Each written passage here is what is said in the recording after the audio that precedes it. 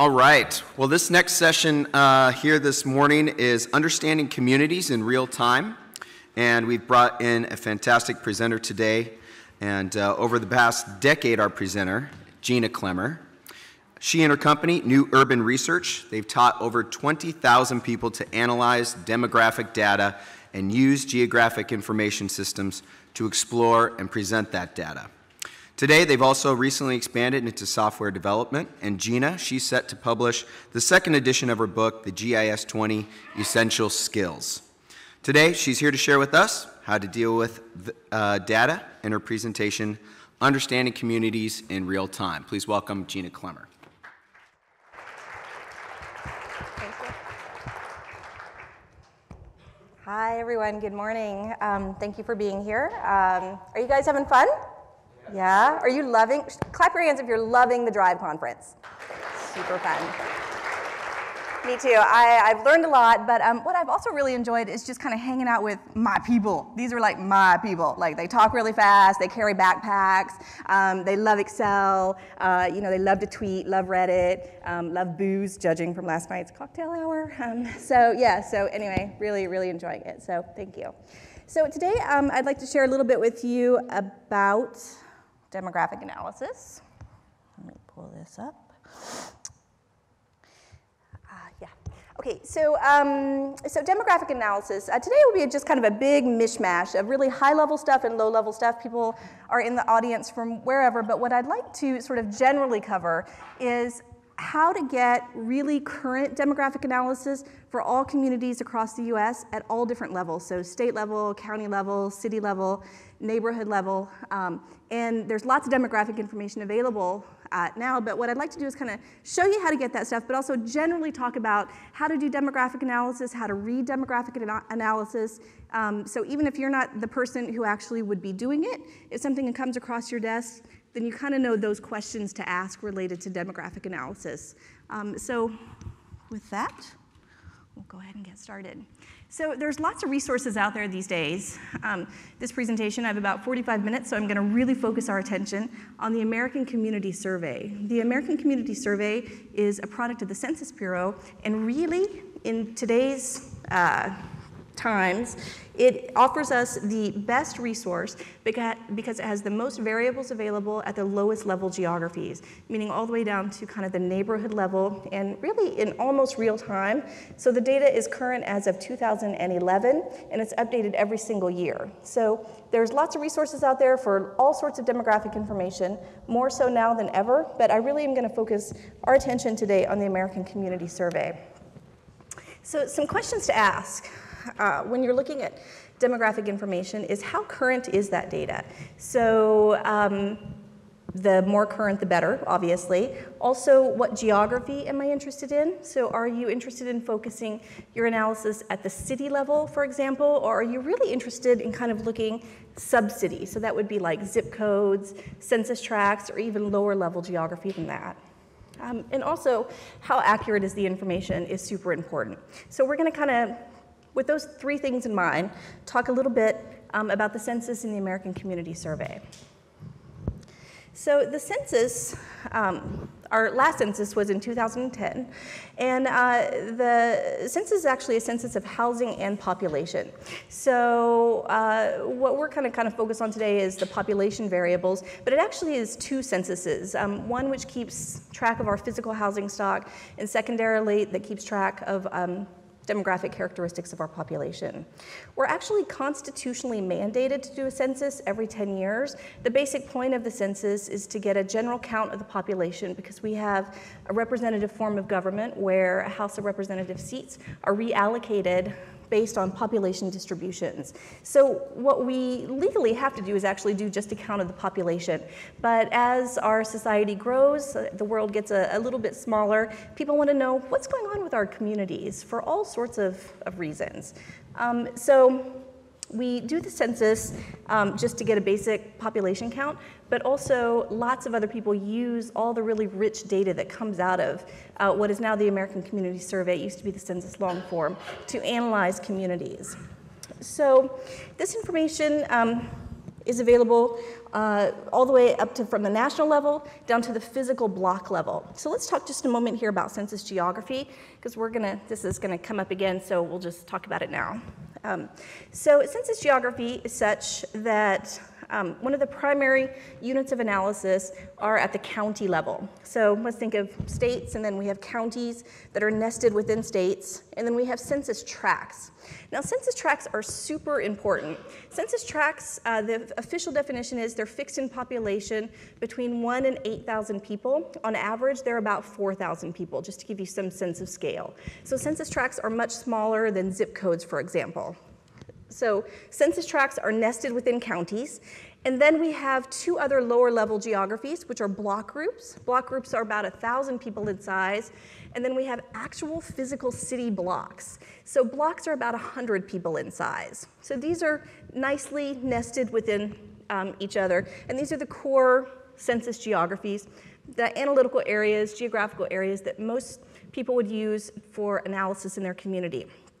Now, I mentioned census tracts because this is the lowest level geography that you can get American Community Survey data for. It's down to the census tract level. You can get some census data based off the census short form data down to the block and block group level, but there's not much real actual data available at those super duper low level geographies.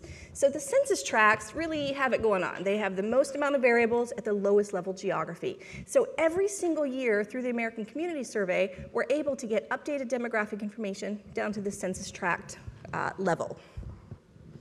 So I have a little video to play here for you about the American Community Survey, just a quick 2-minute video, and then I'll actually get into a demo of showing you how to download some of that information.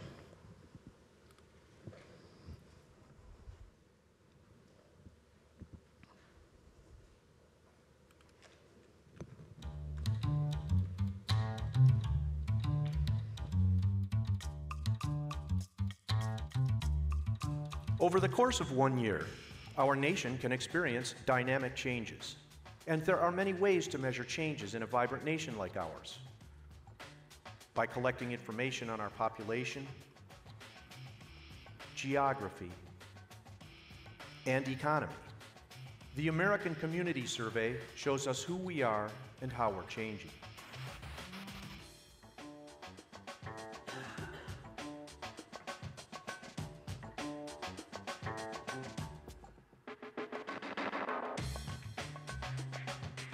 The US Census Bureau has been collecting information for our nation since 1790. Back then, and until very recently, these questions were asked of every household. But now, only a small percentage of randomly selected households are asked to participate. And of these randomly selected households, more than 97% agree that responding to these questions is beneficial to them, their families, and their communities. Your responses to the ACS provide the information needed to make improvements to things like transportation services, public health services, and our economy. Organizations use this data to help them identify the makeup of the American household. The American Community Survey is the only source for local comparable data. Businesses use this information to determine customers' needs. And employers use this information to plan job training programs and determine regional workforce resources. The American Community Survey lays the groundwork for our future, a future made possible by your responses and the statistics provided by the US Census Bureau.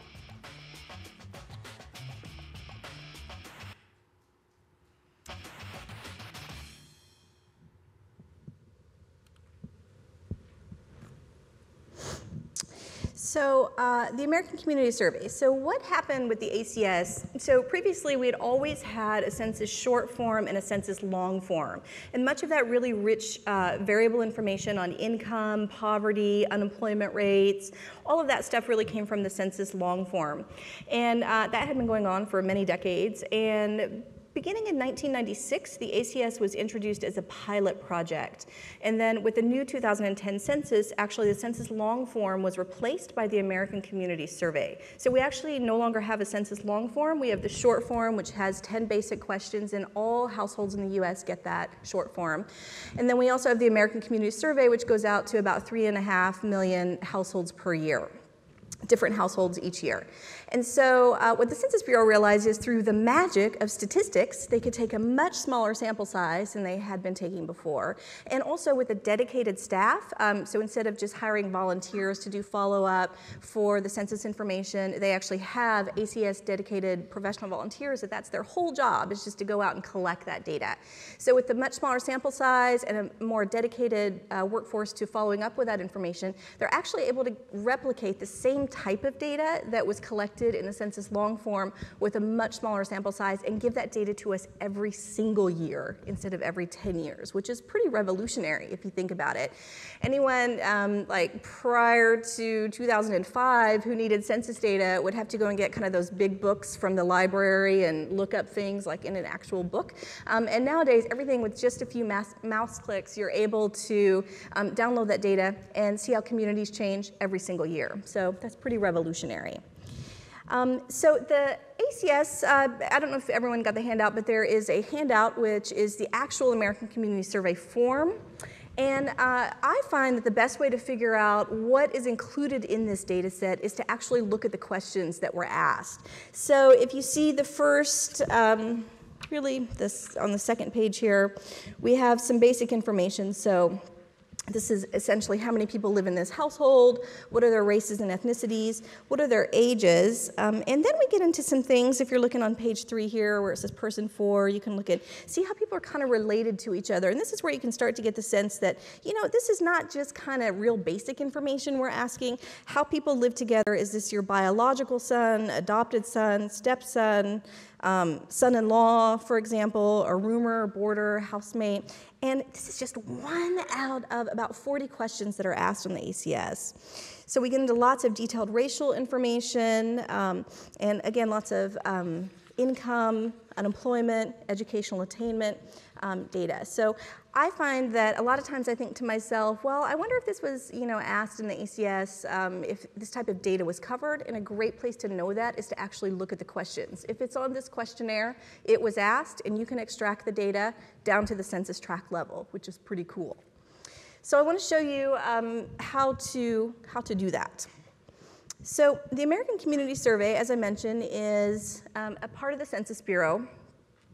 It's a subset of the Census Bureau, and there's lots of data for people like us. We can get lost and luxuriate in all this fabulous data that's at the census site, but today I just want to kind of focus our attention in 2 spots. The first one is kind of for those folks who might just be casual users. You just want to look up just the most current population estimate for the city of Seattle, for example. Where would you find that? So if you're using anything pre-2012, then that's already out of date, because there's a more current resource for that. And as people kind of in data professions, we should at least know where to get the most current data, even if you don't have to crunch it, download it yourself, analyze it, and you know, also looking at reports and things like that that come across your desk, you want to just be sure that you're accessing and have access to the most current information. So the first spot here, and if you're taking notes, I'm just going to say steps. So this is casual. You look at things once or twice, maybe just population, just a kind of a casual user here. So at the main census site, which is census.gov, you would go to the data link. And here we have the quick facts. So quick facts. Now, the census has just actually updated their site here. It's had a big overhaul to try to make it useful for everyone. There are different levels of users, and so I would say this is for the person who just kind of needs to look up stuff once or twice a year.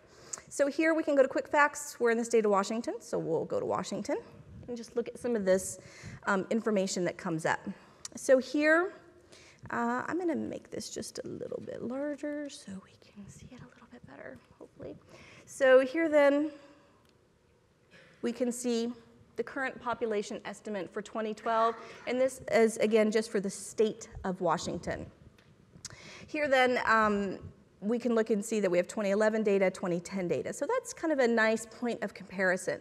So in the spirit of just giving you things to know about demographic analysis, one of the best things to know is that it's not super duper useful just to throw out a number, that the 2012 population was about 6,897,000 people, more or less. So that's okay, you know, that's okay. But where things can get really interesting is if you compare that to the previous year and then see how things have changed, for example.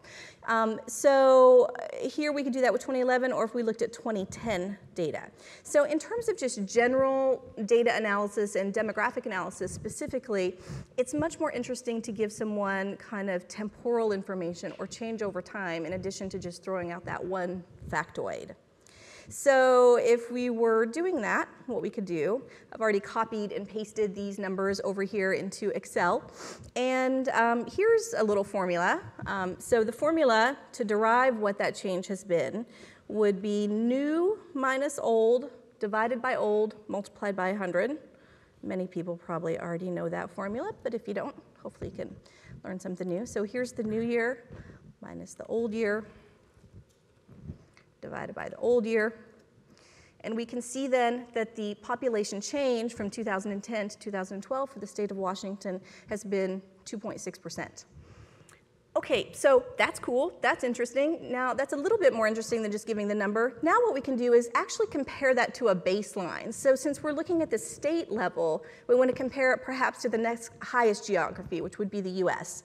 So here then I can just pull my formula over and I can see that the population change has been greater, significantly greater, really, in terms of population when you think about it over a 2-year period than the US overall. So even just looking at population, there's a lot to think about in that. And so those are some just very minor basic ways that people often present population data. So again, we're looking it up for the state of Washington here. If we keep scrolling down, we can look for people under the age of 18, people over 65, female persons, which are often called women, female persons. They use kind of weird language sometimes. Okay, so a little bit about, so that's just basic population stuff. So here's a little bit about race and ethnicity. So racial and ethnic categories, people used to really obsess about that information quite a bit, and a lot of times that was a proxy for other variables, so maybe for language and trying to really get at something else by using race and ethnicity. So the census now gives us so many other variables that you really want to kind of focus in on what you're really specifically interested in, but I just want to give you kind of what some of those blind spots are in terms of demographic analysis, and here is one of those. Mostly today, when people look at race and ethnicity, they typically will use the primary racial groups, which are these here: white, black, American Indian, Asian, Native Hawaiian, people reporting 2 or more races, and then we have Hispanic or Latino. So typically, when you report that information, you want to pull Hispanic or Latinos out of those primary racial groups and put them into their own category. So what you're looking for here, that blind spot that I'm talking about, is that in this instance, and they've done it here, it's not that they've done it wrong exactly, it's just that they've done it this way, which is not super duper helpful. But if you sum those up, this is greater than the total population. So it comes to about 111%. So what you're looking for really is that the sum of the racial categories plus the Hispanic category equals the total population. So you don't double count Hispanics in what are considered to be the racial groups. Now we could have a whole class on, you know, what's the difference in race and ethnicity, but I'll just give you the quick Cliff Notes version of that. The Census Bureau, and these are, you know, their definitions, and again, everything at the census and the ACS is self-reported, so it's everyone's own perception of themselves. But those differences would be that an ethnicity is considered, can be either a country of origin, a language spoken at home, your parents' ancestry, just your own perception of your ethnicity. And this is what the Hispanic category is. So Hispanics are spread throughout the racial spectrum. So some things to ask: if you get a report across your desk and you see Hispanics called out in that, you want to do a quick sum up to see whether or not they're double counted in the racial categories or they're pulled out separately, because those are really 2 different numbers. So that's one thing to look for with those types of statistics. Now, this is a variable here that is very interesting: living in the same house 1 year previously.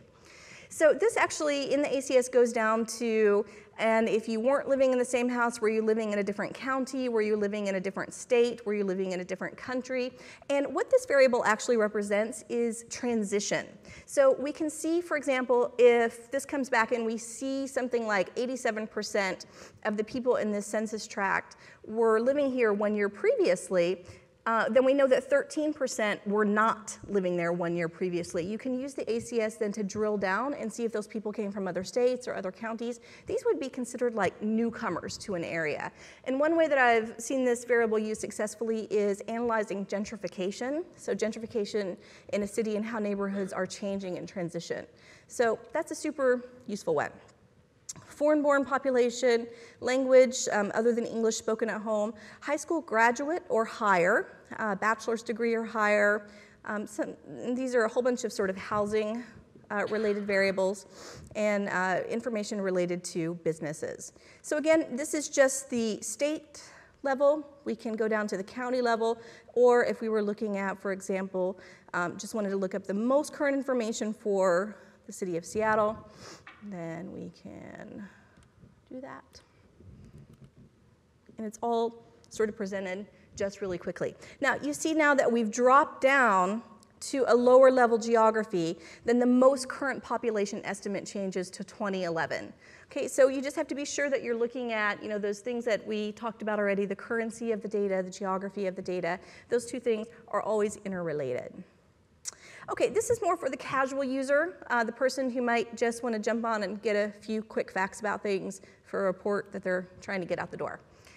Okay, the next thing that I want to show you, though, is how to download the data in raw data format. So here, back under data, we can go to the American Fact Finder site. The American Fact Finder site is this kind of baby portal within the main census site, but the secret of it is this is where all raw data from the Census Bureau is downloaded. So if you're looking for any big, huge raw data sets, you have to go through American Fact Finder to do those. You'll see lots of PDFs and HTML pages on the census site, but Fact Finder is where you need to go. Recently had a several $million overhaul of this website. People still don't love it, unfortunately. It's not really that intuitive. So I'll hopefully show you some of those tips and tricks. So here we're going to select Advanced Search, Show Me All. Okay, this is the main interface for extracting raw data from the census. So one thing that I want to kind of show you are what census tracts look like. So some people may or may not be familiar with them, so let me just kind of show you those. This is also a really good place to start. When you start thinking about your own analysis, you want to think about what geography am I interested in? You know, am I interested in comparing my state to the rest of the US, or my neighborhood, or the neighborhood where my organization, my college, my university is located? Am I comparing that neighborhood or that area to other areas in the rest of the city, for example? So we want to start thinking about what our analytical area would be. So here, if I select census tracts, I can select my state. So I'm going to do census tracts in Portland, Oregon, which is where I live and work. These are actually in Multnomah County.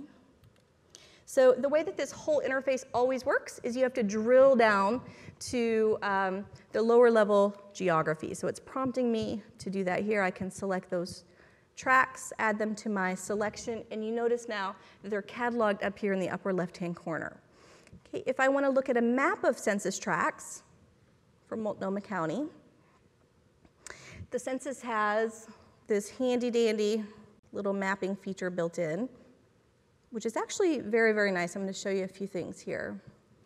So here we can start to see what those tracts look like. And I'm going to zoom in here just a bit. And hopefully you're getting the idea, the impression here that census tracts are super duper tiny little neighborhoods, basically.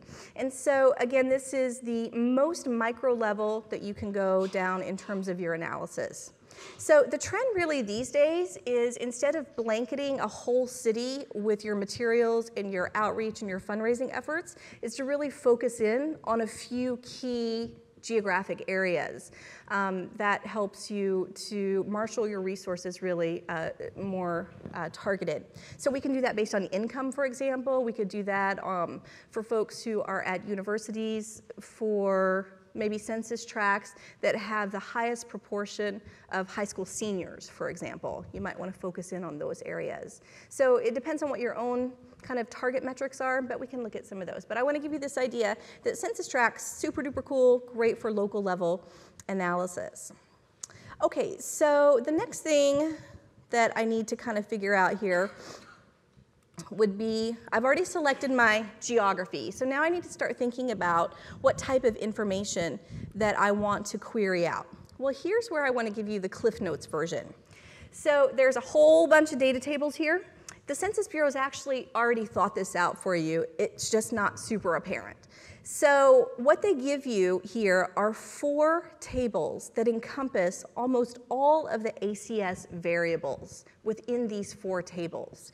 So we have social characteristics, economic characteristics, housing, and then just kind of a mishmash of some other demographic stuff and other housing stuff. Within those 4 data tables, that covers about 90% of what is available in the American Community Survey. Okay, what you might notice over here is we have the 2011 ACS 5-year estimates. Now, I haven't talked about this at all. It's because, 1, it's a little confusing. 2, you're just going to use this one anyway because it's the best one. So, but here's the thing. Okay, so the ACS actually has 1-year estimates, 3-year estimates, and 5-year estimates. What that means is they take a rolling average. They average 5 years worth of data in order to be able to give us high accuracy rates for that information. The 1-year data only goes down to geographies that are 60,000 and greater. The 3-year goes down to 20,000 and greater. And the 5-year goes down to that tract level and greater. So we always pretty much have to use the 5-year average. It's a little awkward to describe that when you put that in the title of your, of your data set. Typically, how I've seen ACS data presented is just current as of 2011 is the language that's used typically to present that ACS information. But it really is a 5-year average of 2007 to 2011 information. Okay, so let's see what that has to offer. So here, if I click on the first one, we get a big super duper spreadsheet. Okay, and here's a few of those blind spots that I just want to mention to you. I'll just kind of shout these out. These are the most common variables here and a few things that just the average person might not know about demographic stuff. So here we have Census Tract 1, and we have the estimate, we have the margin of error, we have a percent and a margin of error for the percent. Households by type, we have total households and family households. Okay, here's one of the blind spots. So a household is 1 or more people living together who may or may not be related. A family is a subset of households. Families are 2 or more people living together that are related by blood, marriage, or adoption. So families are always subsets of households. So if someone gives you a report and it says family income, you want to ask yourself or them, do you mean like real families, or are you using families in like a generic sense? Because there really is a difference. So households will always have lower incomes than family incomes because these could just be 1 or more people living together, right? Okay, so households, families, incomes we can see with children under 18, married couples, so on and so forth. And go down with that variable. Here we have relationships. So how do people relate to each other? The Census Bureau also just added unmarried partner households in 2011. So this is the ACS. Another plus of the ACS is that they update it according to the times. So the Census Bureau doesn't often do that. So unmarried partner households were just added in 2010. We have marital status. And again, these are just kind of some basic things: fertility, grandchildren, so on and so forth. School enrollment. We have population 3 years and over that are enrolled in school, nursery school, kindergarten, elementary, high school, college, or graduate. Now, mind you, we are talking about tracts. So here we're able to see that in Census Tract 1, we have 98 high schoolers, essentially, in Tract 1. We have over here in Tract 2, we actually have 213 high schoolers, so on and so forth. So you're able to see that, of course, all tracts are not created equal, and then you start to think about the beauty of honing in on certain census tracts for certain types of outreach. Other educational attainment variables that we have here. So this is just for the population that's 25 years and over. They have less than a 9th grade education, bachelor's degree, college degree, so on and so forth. Percent with high school or bachelor's. Disability information, citizenship status, foreign-born population, year of entry into the US. Sorry, I skipped over a super duper useful one. Language spoken at home. So here we have those folks that only speak English, or we had 774 households people in Tract 1 that spoke a language other than English at home. Okay, so in Tract 1 we had 774, in Tract 2 665, Tract 3 01, 444. And then most of those folks you would assume would speak Spanish, so you can check that out, so Spanish. And actually in this census Tract 1, it was actually a pretty close relationship either between households that spoke Spanish or some other European language. So that's, surprising. So if you were going to do outreach to a particular census tract, you might want to translate materials into those languages or hold special types of days, conferences, that sort of thing for areas within your city that have high non-English speaking populations. Okay, that's one variable. Next, we can look at the economic information here. So in this particular one, this is where all the income data is. Income is really the key variable that many people look at when they look at census data. So we have employment status, and this data is fairly current. I will say that the Bureau of Labor Statistics updates unemployment information every single month, so the BLS would be a better resource for unemployment information, but this is pretty current. Here, if we scroll down, we have commuting patterns to work, people who bike to work, people who walk to work, so on and so forth, occupations that they work in, industries that they work in. But down here, we have a very interesting one. So this is income, and this is the most detailed variable in all of census related to income. This is income, and it's been adjusted for 2011 inflation.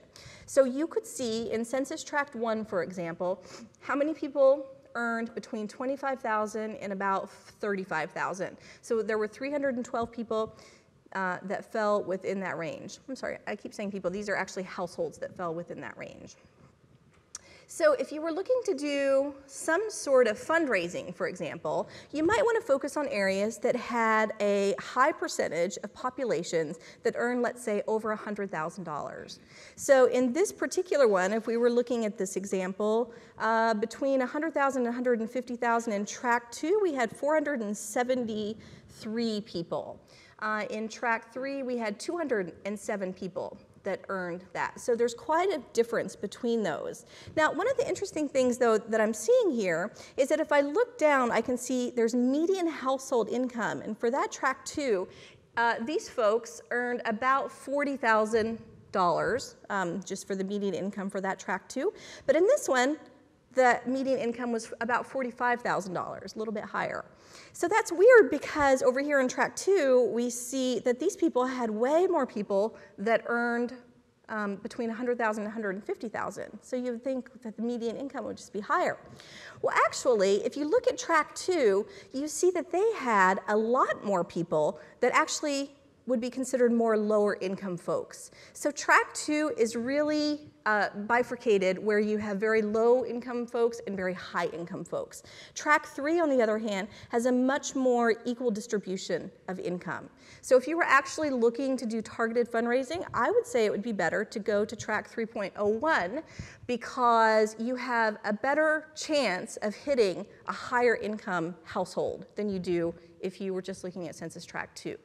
So you can really get mired in the details of this information, but some of the key ones, and one of the ones that I think that most people would kind of look at would be median household income. Here's another one of those blind spots. There's also mean household income presented. You almost never use that. This would be very sensitive to any outliers that live in your area. So if Bill Gates lives in your community, you're going to have a super high mean income. So the median income is how most income should be presented and analyzed. You have some other information here. So we have supplemental income, people who were on food stamps, for example. And then we have the same kind of data presented just for families. So if you wanted to target kind of census tracts that had higher family median incomes, I would think that'd be a very solid strategy for any sort of fundraising efforts.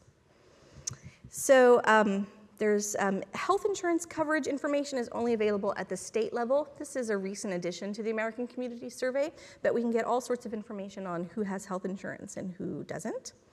And then we have tons of data on poverty. How many people live in poverty? How many kids live in poverty? And what's so awesome about the ACS is you can track that every single year down to a local community. That's the real beauty of the American Community Survey. So one of the things I want to show you here also is that there is a mapping component to this. So we can actually create a map of some of this data. You select the Create Map icon or button here, and then it makes all these kind of active, and it asks you to select which one you want to create a map of. So I'm going to create a map here of median household income at the tract level. So I select that variable. And we'll see how our internet connection is here.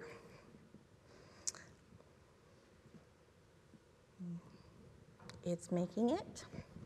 We are waiting. So the mapping component, you can save the maps as PDFs, and you can put a title on the map. That's pretty much what you can do with the maps. You can, of course, download the underlying data, which I'll show you in just a sec.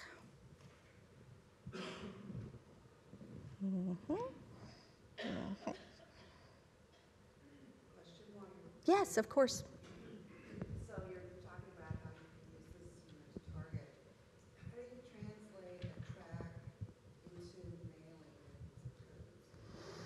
So on the map here, I'll show you, it actually has, if you look at the actual map part of it, then you can see what the boundaries are of that particular census tract.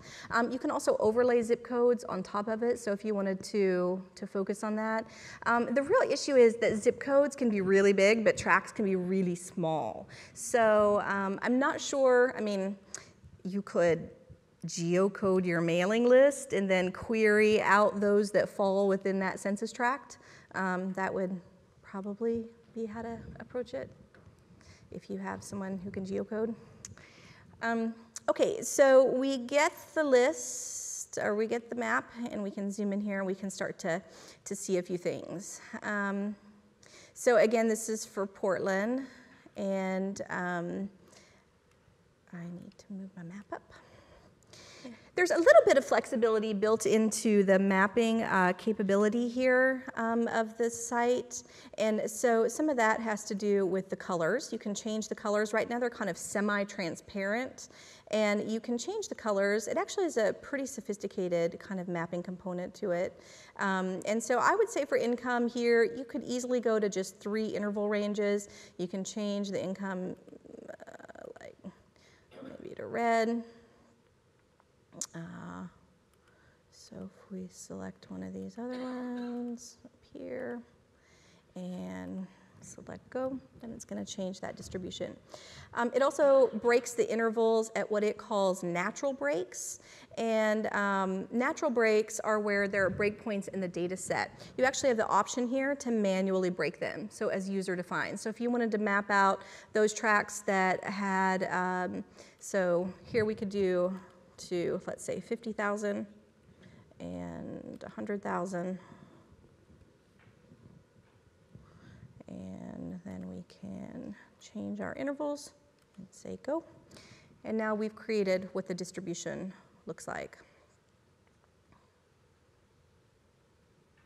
And you can also, the tools, there's really just limited tools here, but you can kind of zoom in to a specific area, and we can start to see what some of those are. So here it looks really clear and apparent to me kind of what some of the higher income areas are in Portland. And the more you zoom in, then the more information it gives you kind of about figuring out where we are looking exactly. You can make it more or less transparent. You can zoom in super duper close, and it actually gives you the street names and that type of thing. So we can start to look at the maps of this information, really useful and helpful data, and kind of focus our efforts that way. But we can also download the data. So here, if I go back over to the table view, then what I'm interested in doing now is actually downloading this entire data set. So what I can see here are that there are, it has 684 columns of information. So an Excel spreadsheet can only hold 250. So you'd either have to take this into Access or do the thing that I'm showing you right now. So the Census Bureau's already thought about this. So instead of using the download option that you would naturally assume you would use here, you don't. So you would, this is again with the intention of taking it into like Microsoft Excel, for example. So you would select the table you're interested in and select download here from the main menu. When you do that, for some reason it downloads in a totally different way. I don't know why, but it does, and it allows you then to take that data into Microsoft Excel. So it's creating a zipped package here for me. I'm downloading that. It has downloaded it here, and I can unzip it. I'm just right-clicking on it to extract it. And then here, I get 4 files. You can look at them, but the one that you really need is the comma delimited file. And if I open that up, then I see a really intimidating looking spreadsheet. Not super duper user friendly, so let me show you kind of how to read it. So it's really easy to read once you get the hang of it. So the first thing to know is that these are your census tracts, and these are your variables. But you think to yourself, well, how do I know, like, if I was going to get that income variable? How would I know how to do that? So we can go back in, and you open up the metadata associated with that table. You open it up, and now we can see that we have little codes here for the information. So, and it's laid out in exactly the way that it was in that spreadsheet when we were looking at it at the census. So if I scroll down, I'm kind of looking, if I remember correctly, there was a whole bunch of, let's see, not the health insurance stuff. It was,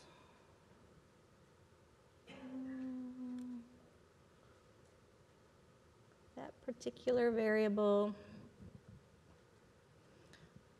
Somehow we're looking for, okay, here we are.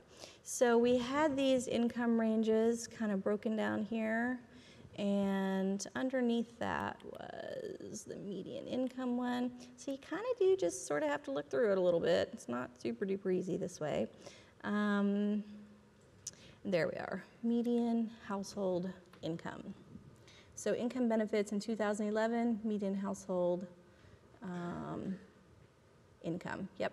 So it's this one right here, and if you just copy that and then go back over to your Excel spreadsheet, you could do a whole bunch of searching, or you could use find and find, and then it brings us to that particular variable. So what I would do if I were doing a real analysis is copy that variable and paste it, and then go back over and grab my census tract numbers. And because I'm a GIS person, I would also grab this first column, the column next to the second column.